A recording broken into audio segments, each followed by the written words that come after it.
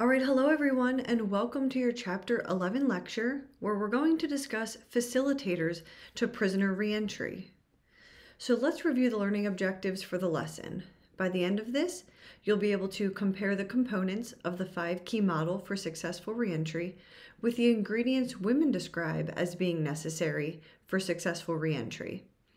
To identify and analyze the barriers that organizations and institutions face in delivering evidence-based reentry programs. You'll be able to develop 10 open-ended, thoughtful interview questions for a professional who works with reentrants to gain a real-world understanding of these reentry initiatives and programming. And finally, you'll be able to describe the experience of participating in reentry programs through the lens of an offender. So the first article we're going to talk about is the Just Like Baking a Cake, women describing the necessary ingredients that they need for successful reentry after incarceration. So when we look at women in prison, from 1989 through 1998, the number of women in prisons increased 100%. And a lot of this was due to the war on drugs and other tough on crime policies that came about in sort of the 1990s that really impacted this increase in women in prisons. So the average female prisoner looks like someone over the age of 30. They typically are a high school graduate or have earned their GED. More often than not, they're African American. And 6 out of 10 of those have an absent parent, just one absent parent. And 50% tend to have an immediate family member who has served time in prison themselves. And 4 out of 10 have prior physical and sexual abuse. So most of the women that find themselves in prison are not there for violent offenses. They're typically there for your drug and your non-violent offenses. What this does, though, putting women in prison, is has a great impact on children and future generations, since they typically are the sole caretakers of those children. So we know that there is a psychological health effect on the children of incarcerated women. So when we look at what the sort of 5 key elements are that women talk about as being necessary for them to have successful reentry, the first one is finding shelter. So initially, a lot of these women tend to start out living with a family member or a current or former partner, or maybe even living in a shelter. But some were actually able to use some of their savings that they had from holding a prison job or a job while they were in prison to actually be able to afford housing for themselves. One woman talked about her experience where she was able to convince a landlord that she could help out with her skills of painting and other handiwork around the place that she was looking to rent. And he didn't ask or require her to put any money down, which was very helpful for her because she didn't have a whole lot first coming out. So she was really able to use her experience and her skills to sort of be confident and say that, hey, I know I can do this for you. Will you please work with me? Another one is obtaining employment and having legal means of income. So employment during incarceration reportedly gave these women sort of normalizing effects so that they were able to stay out of other drama and the day-to-day happenings that were occurring in prison. It really just gave them some type of purpose there. So a lot of them also had to work against, when they came out and were reentering, having a lack of education or more formalized education past high school. They had to fight against gender discrimination in the workforce and just the stigma of being an offender. So a lot of them noted that there were connections between being able to hold employment and sort of forming this new identity in themselves. And again, a lot of the women here were able to showcase their strengths and the ability that they had to overcome obstacles to these potential employers, using those good people skills that they had to be able to get hired in places that they maybe felt that they wouldn't have had a shot at being hired at without such confident skills. And then we talk about reconstructing connections with others. So these women talk about being able that connecting with others, they were able to enhance their own well-being, that proving themselves to their family and being met then with a positive response was very helpful in reconstructing those connections. And they noted sort of a reawakened capacity to be able to care for their children, and that was very rewarding for them, and even helped some to reduce their compulsions to either use drugs or reoffend. So they sort of started working on those broken relationships that they had with their own mothers, which gave them a sense of growth. Actually, 10 out of 18 of the participants in this study reported that they had historical problems, problematic relationships with their mothers, and some of them even had experienced abuse that they noticed as they were re-entering and sort of working on themselves, that they started exhibiting some of those same behaviors as a mother and as a parent. And they were able to take a step back and say that that's not who I want to be. Even though my mother treated me that way, that's not who I want to be here. And they were able to sort of work on themselves and then reconstruct that relationship with their mothers. They also talked about relationships with their parole officers being very beneficial and important when that officer was able to be flexible and responsive to the changing lifestyles that they had. So they noted that the parole officers that were most helpful treated them as a person. They also sort of left them alone to be able to, work in their daily life without having a lot of intrusion on behalf of the parole department. A willingness to respond to their changing environments that they had. Because when these women are first coming out, they're looking for jobs, they're looking for places to stay, they're trying to rekindle those relationships and those connections. They might also want to be working to get their children back. So that could mean a lot of changes in their lifestyle as they're re-entering, different places that they're living. And then when these officers were able to provide accurate information about the supervisory process, this was very helpful for them. And what that simply means is that their probation officers were honest with them. They told them exactly what the process looked like, what needed to be done, and were very clear with these women. The third one we can talk about is identifying consciousness and confidence in self. So they noted that developing a sense of efficacy for managing their everyday life was very important.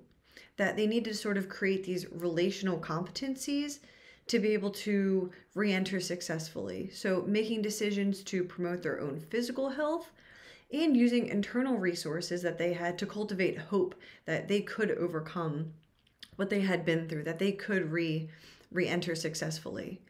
And then they had sort of a learned confidence and self-assuredness as a result of that prison experience.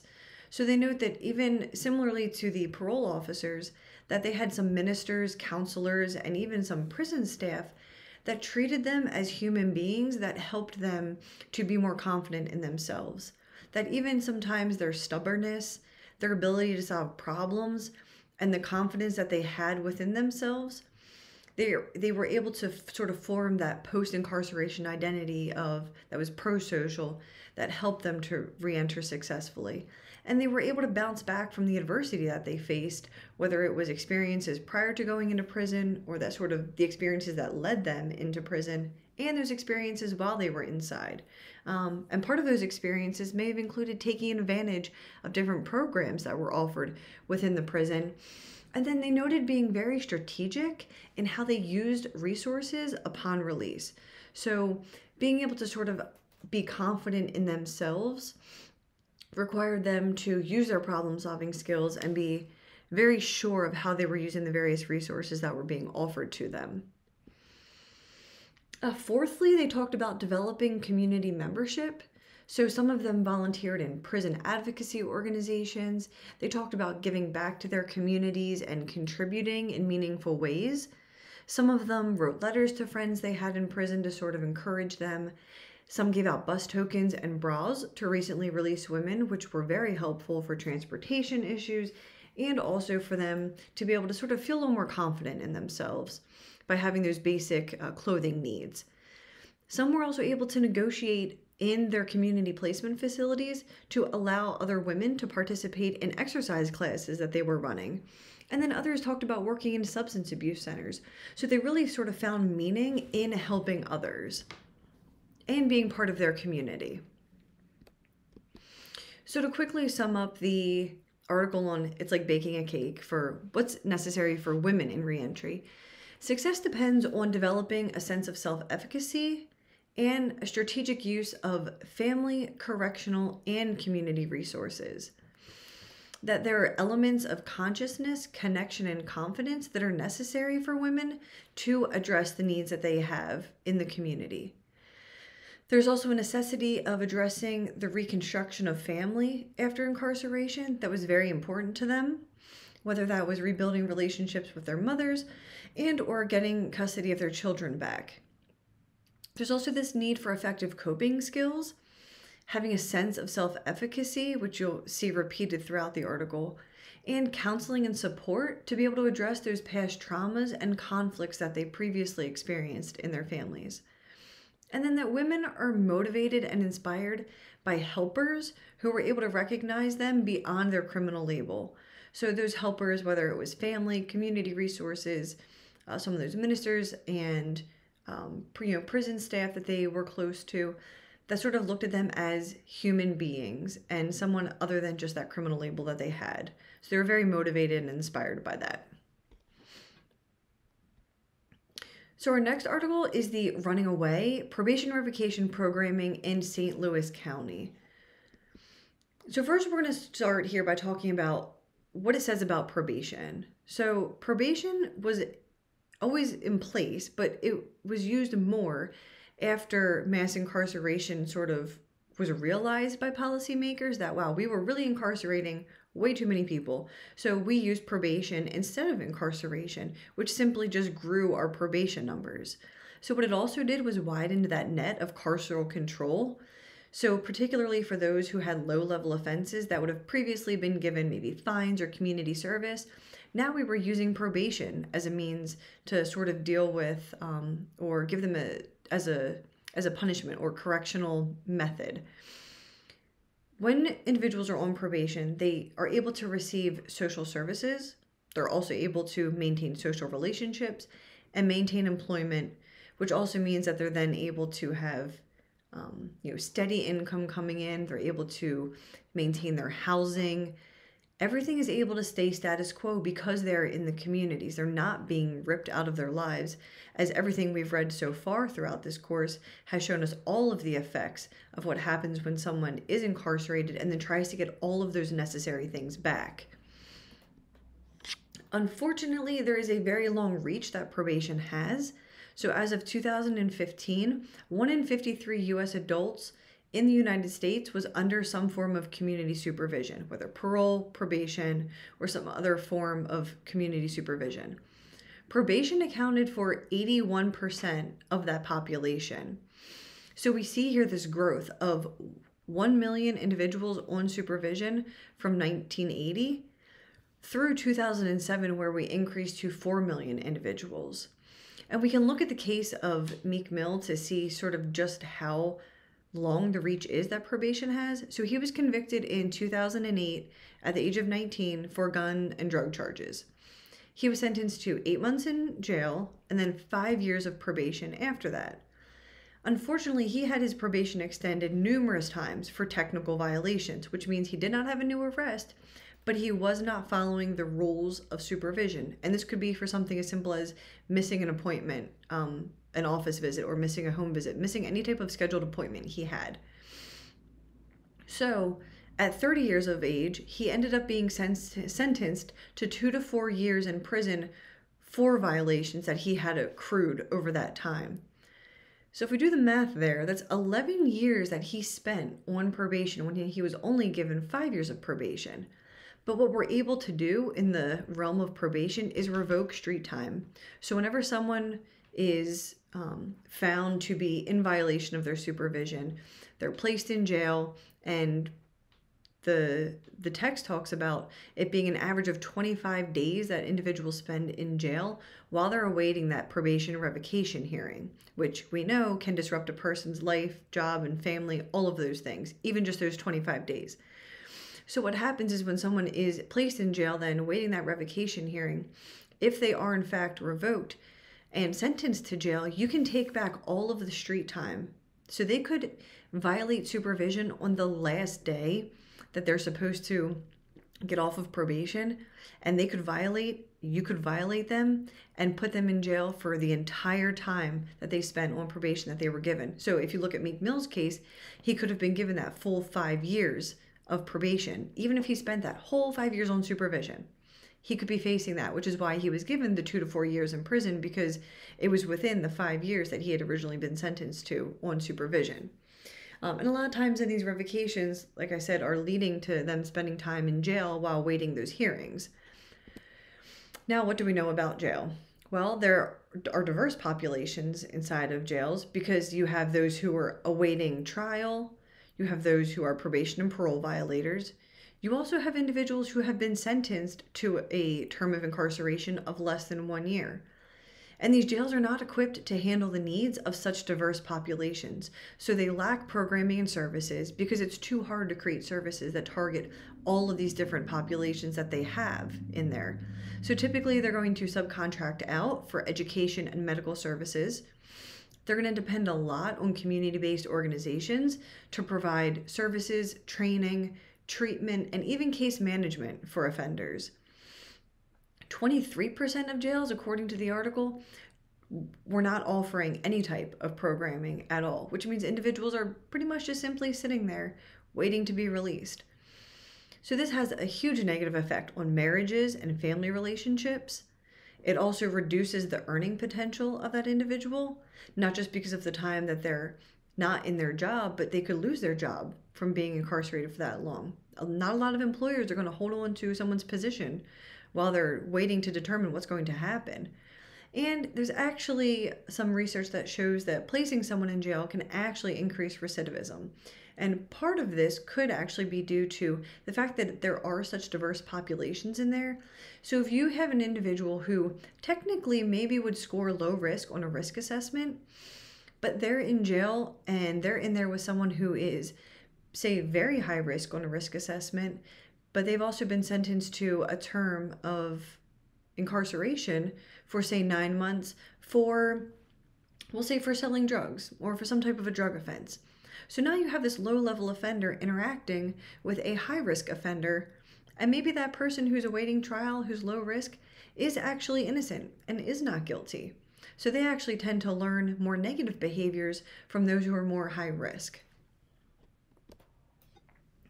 So the book talks about some different policy changes that other states have had to sort of increase the success of individuals on supervision to decrease their jail populations.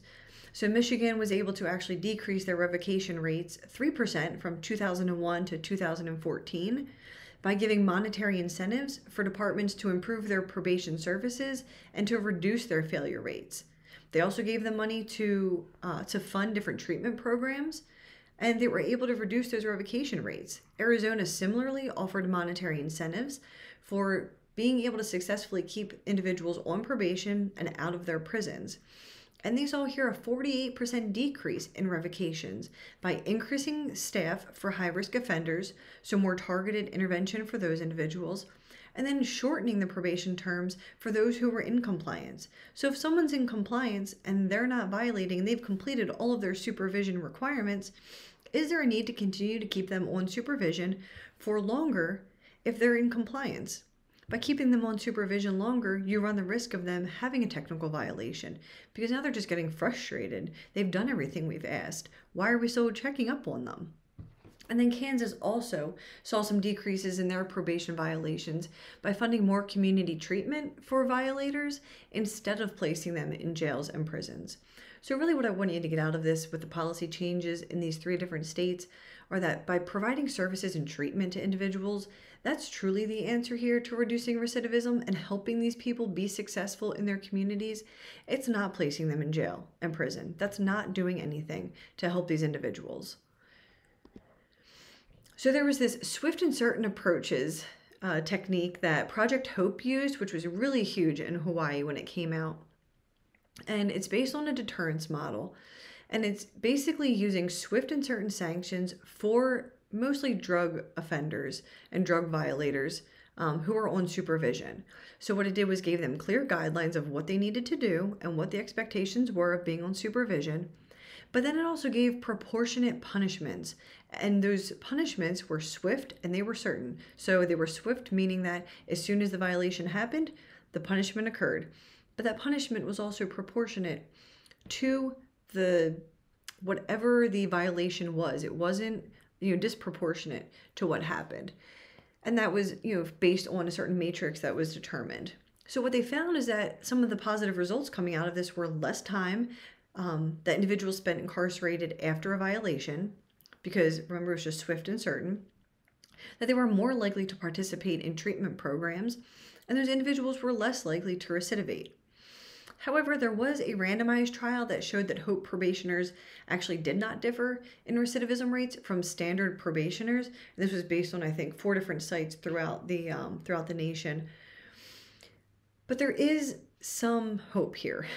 There is some success to this program, to using these types of models where offenders know exactly what's expected and they know exactly what the consequence is if they don't follow through with that. So what St. Louis County Probation Violation Program did was it had 2 goals. Its 2 goals were to reduce the time that someone spent in jail for technical violations, and also to encourage long-term success by addressing the root causes of recidivism. Those root causes being unstable housing or not having housing, not having employment, suffering from substance abuse and mental health issues or illnesses, and then having outstanding legal challenges, which typically tended to result then in recidivism. So they used parts of the R&R model. So they would use a risk instrument upon intake and also assess the needs of these individuals to see where they could help them the most. And then a treatment plan was developed that attempted to be very trauma and gender informed. Again, look at what sort of women said that they needed upon re-entry and what was important to them and most helpful for them to be successful. And then also focused on a continuum of care. So ensuring that they had all the services and treatment that they needed, if that could start in prison, that it started while they were in jail. And then when they came out in the community, that care continued. So they would have weekly team meetings where collaboration and coordination was paramount. It's very important that you have everyone on the same page, talking and collaborating for that individual's success. They had a goal of also releasing those individuals within 10 days of the revocation occurring, but that meant the individual getting in front of a judge, which can sometimes prove problematic because it is very hard sometimes to get hearings that quickly in adult court, just because of the sheer volume of cases that have to be heard. So the results showed is that 1 year out, 77% were still in the program, 33% had failed out, and the average daily prison population for the group did decline 13%. So we're able to reduce the length that these individuals were spending in prison or in jails based on their violations. And it reduced the average length of stay in jail by 50%. So they went from an average of 99 days down to 49 days. So it was very important.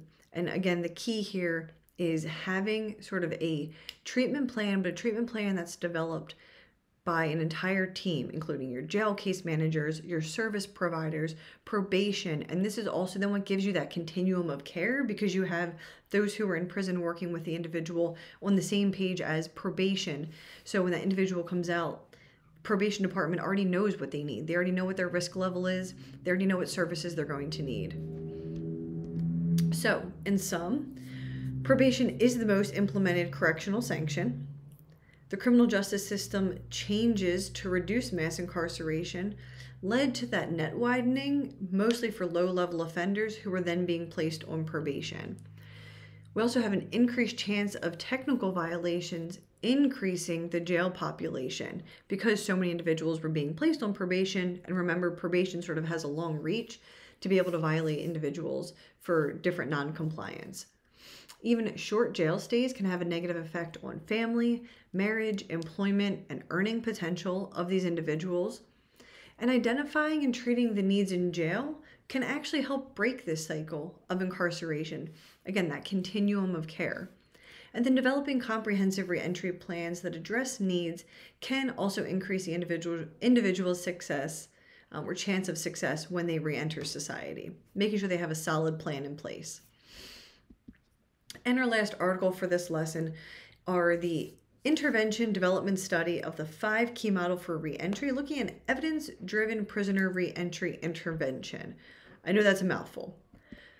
So when we look at the 5 key model that we're going to talk about in a minute, we need to look at the effect of the current reentry programming. So current reentry programs do tend to show a small effect on reducing recidivism and incarceration, averaging about 6% reductions when we look at U.S. reentry programs. And when we look at within 5 years, 77% of reentrants are rearrested, with half of those returning to prison. So what happens is there's a lack of programming availability for individuals to become involved in. And then there's a deficiency in the service quality, that there's no one really checking up on what the quality of service is to ensure that they're getting exactly what they need. And then when we look at recidivism sort of as this measure of how successful someone is in reentry, it's an inadequate measure because you're not able to capture within there the well-being of that individual. You're not able to capture, again, all those things that the women talked about, that confidence, that self-efficacy, having employment, having the ability to rebuild relationships with their mothers and with their children, obtaining housing for themselves. There's so many other things that we can look at to mark success that just simply by saying, well, they weren't rearrested or they weren't placed in jail again, that's not a great measure. So when we look at the 5 key model, again, this expands on the R&R framework. You'll see a lot of reentry and programming services that are going to focus on the R&R model because we know it's helpful. So R&R gives us the risk, gives us or tells us the intensity and dosage of programming that needs to be matched to an offender's or an individual's risk for reoffending. The needs are that the programmatic focus on those factors most likely to change include the dynamic risks known as criminogenic needs. And then when we look at responsivity, these are those individual characteristics of participants that we have to consider when placing them in programming. So this is grounded in sort of well-being development model, which says that we need to achieve full psychological, social, and occupational success to be able to consider how successful someone is in reentry. And it also is able to afford protective factors. So when we look at the well-being model, the well-being is simply a state of satisfying and productive engagement with one's life and the realization of one's full potential, which can include, again, those psychological, social, and occupational potentials. And that well-being affords protective factors in the face of stress and difficulty. And this well-being can be achieved and increased despite there being adversity and social inequality. So it's important that we have clear and defined targets for programming. So for interventions, we need to make sure that we know exactly what we need to intervene on in that person's life and exactly what treatments they need. Key facilitators can actually reduce recidivism as a secondary outcome. So when we look at the 5 key ingredients on the next slide, it'll make a little bit more sense. But essentially by addressing these key elements, we can reduce recidivism as a secondary outcome. We don't have to simply just focus on recidivism. We can focus on the well-being of someone and improving that, which in turn reduces recidivism. And then we talk about, in this 5 key model, they develop the Comprehensive Behavioral Health Manual, which gives all the services that are offered by one service provider, sort of a one-stop model. So if we look at the 5 key ingredients, they note that healthy thinking patterns, meaningful work trajectories, effective coping strategies, positive social engagement, and positive relationships are those key ingredients to success. So healthy thinking patterns, they define it as adaptive mental actions or processes, having the presence of empathy, the acceptance of internalization of values and norms that are going to promote pro-social behavior. We look at meaningful work. This is having sustainable compatibility of an individual's goals and abilities, and the demands of that individual's occupation is being sustainable. And then effective coping strategies, so that they can be adaptive behavioral and psychological efforts that are taken to be able to manage and reduce sort of internal or external stressors in ways that don't harm them in the short or long term. When we say positive social engagement, we mean social experiences that are organized for beneficial social purposes that directly or indirectly can involve others, engage during discretionary time, and they're just sort of experiences that are enjoyable for that person.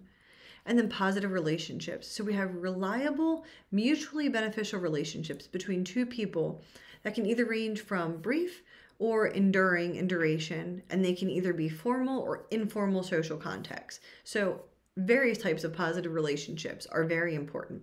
And by focusing on these, we can reduce recidivism in the long term.